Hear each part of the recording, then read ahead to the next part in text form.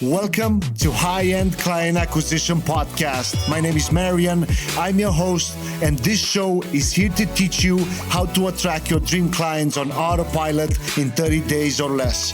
Each week, I bring you a guest or a strategy that can help you take your business to the next level. Don't forget, you can always get the episodes in your inbox or messenger at clientacquisitionpodcast.com. John, so first of all, I want to say thank you so much for being on the show today, man. I'm super excited for this episode. I mean, you've had, more than 16 or 1700 episodes at this point? 500, but close. Oh, my bad. I was literally reading on the on a thing before this episode. Anyway, man, so the number one question that I wanted to ask you all the time was, if you would have had to start all over, like right this moment with no audience, no influence on any social platforms, what would you do? So if it's 2020 and you're asking me that question, because if it was still 2012, I would have done the exact same thing. But 2020 is a different world, it's a different landscape.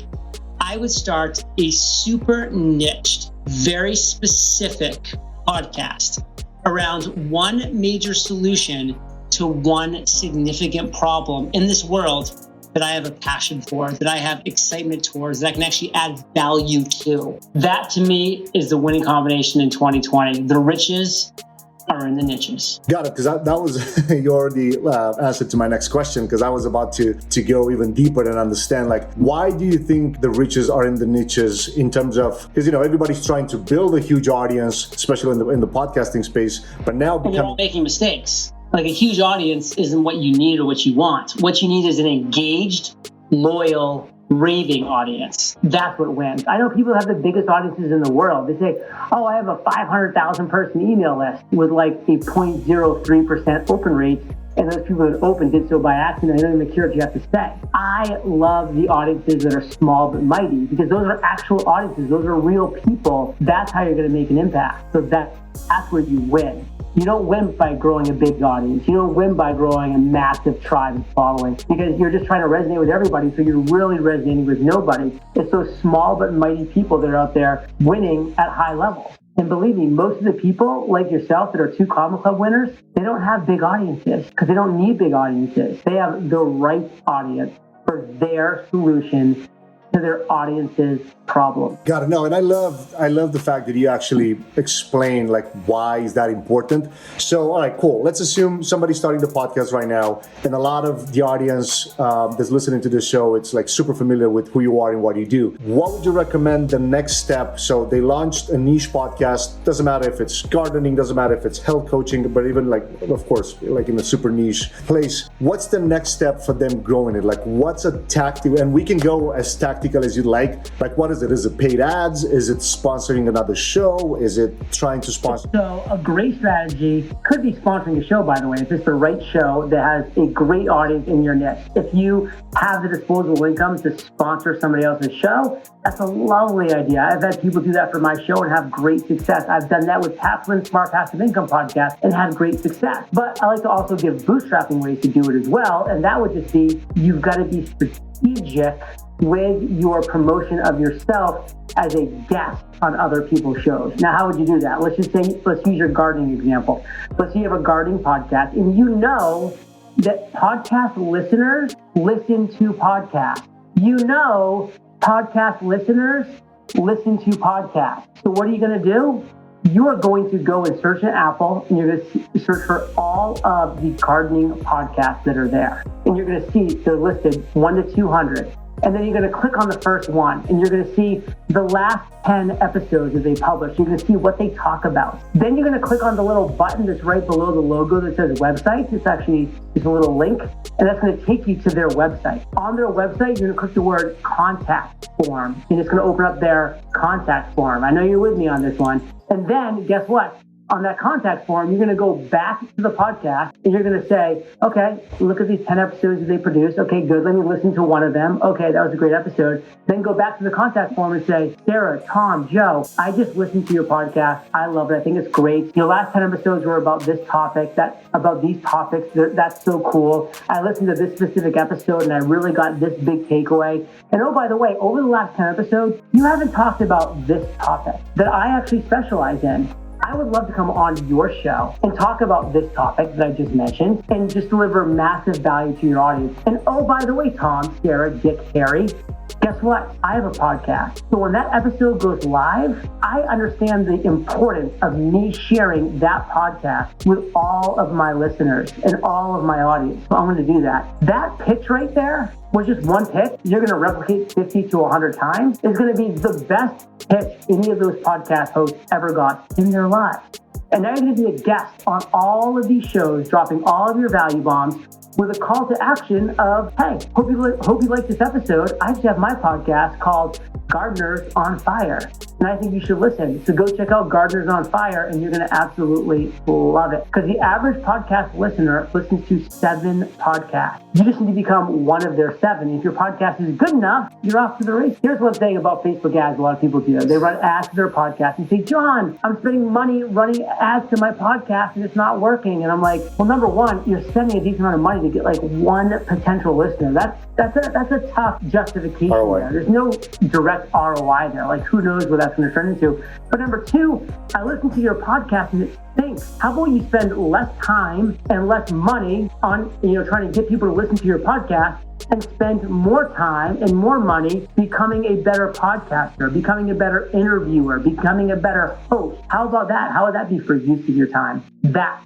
is the process. Love it. And I love the gardening on fire. That's like even more powerful right there. All right. So this is just insanely pure value in here. Now, if somebody says, okay, I'm starting it and I want to be consistent, because I know you're a big proponent of that and you teach that too. What do you think is the best way for someone to come up with topics? Because if they don't have an audience, they can't survey the audience, right? How do you identify the best topics to talk about? So you need to go to your audience or where your audience is hanging out and ask them the simple question. What is your biggest struggle? What is your biggest challenge? What are you having a hard time with? All of those answers are podcast episodes. All of those answers are topics that you need to create podcast episodes around.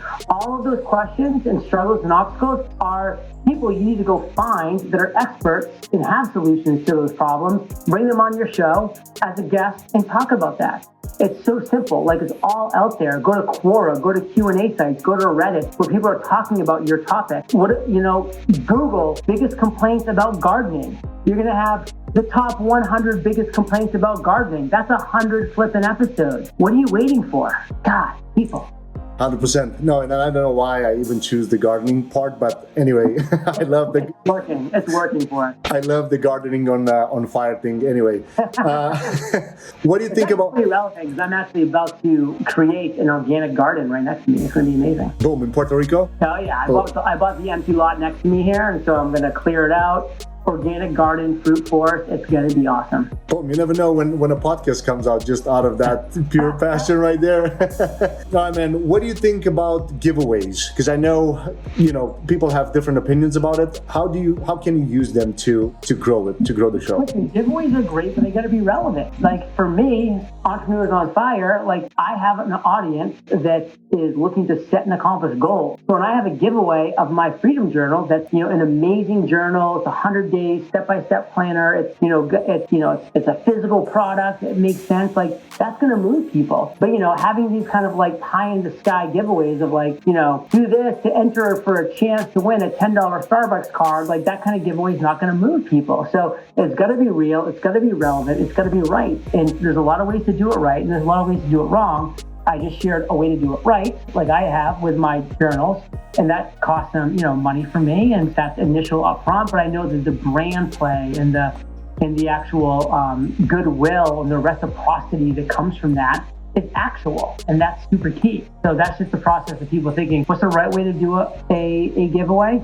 By giving away something that's actually meaningful and means something to the people that are receiving it. What's the wrong way? Having a drawing for a $10 Starbucks card. Love it, man. So we like to do 2 things at the end of each episode. We want to give the audience one action task that they can do like right at the end of this episode, and then another one long-term that they can do for the next 6 months to a year, podcast related. So it doesn't matter if it's starting, growing, whatever it is. What do you think? One thing you can do right after this episode is go to a forum like a Reddit or a Quora and type in biggest complaints of, and then enter in your target, your topic. And see what comes up there and read those things. And now you're just going to have topics and content for days, for weeks, for months, for years. That's the process. And something you can do long-term, get on actual one-on-one phone calls when you can find people who are your ideal listener, who are your avatar. Get in a call with them and ask them these 4 questions. Why do you like my show? Why do you like my show? What don't you like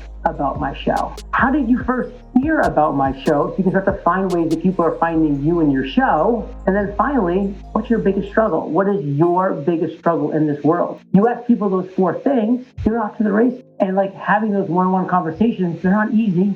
And most people watching this right now, hearing my voice, aren't going to do it. And they're not going to succeed doing what they're doing right now, which is not doing my advice and not taking my advice. But people that do take my advice and do it because I failed by not doing it, I succeeded by doing it, you're going to find success. Love it, man. And we appreciate the, straight to the point advice. If people want to maybe get your journal or maybe get in touch with you personally, or like what do you prefer? What would you want people to go? Listen, first off, listen to my podcast, Entrepreneurs on Fire. I give it to you straight, and it's going to help your business and your life. Number 2, all the magic happens at eofire.com. eofire.com. Get over there, sign up for my email list. There's so much value there. I have free courses waiting there for you. Free courses on how to podcast, create mastermind funnels, your big idea. So much free stuff over there. Get over there, consume it. It's free, it's valuable, it's for you. Thank you so much again for taking the time today. And of course, we'll make sure we'll put all the links in the show notes and description below. And hopefully we'll do one in person in the future. Take care, brother. Appreciate it, brother. Thank you. Hey, podcast listeners, I want you to know that I really appreciate your attention and I don't take it lightly. That's why each month we pick a lucky winner and we give away books, mentorship, software, courses, iPads, and other cool stuff. The way to enter is go to clientacquisitionpodcast.com and sign up. You'll get all the details there. Talk to you guys soon. Take care.